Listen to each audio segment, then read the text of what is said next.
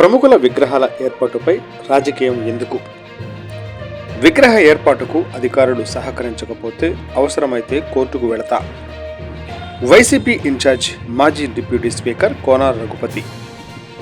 బాపట్ల పట్టణంలో ప్రముఖుల విగ్రహాలు ఏర్పాటుకు రాజకీయాలు అంటకట్టడం సరికాదని బాపట్ల వైసీపీ ఇన్ఛార్జ్ మాజీ డిప్యూటీ స్పీకర్ కోన రఘుపతి కోరారు.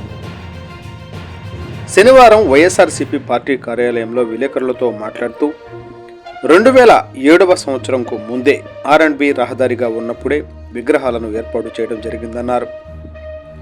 జాతీయ రహదారి అయిన తర్వాత కొత్తగా ఏదైనా విగ్రహాలు ఏర్పాటు చేసుకోవాలంటే అనుమతి కావాలి, కానీ అంతకు ముందు ఉన్న విగ్రహాలను తిరిగి అదే స్థానంలో ఏర్పాటు చేసుకోవడానికి అనుమతులు అవసరం లేదన్నారు. కొంతమందికి అవగాహన లేక అనుమతి తీసుకోవాలి కదా అని మాట్లాడుతున్నారని ఆయన వివరణ ఇచ్చారు.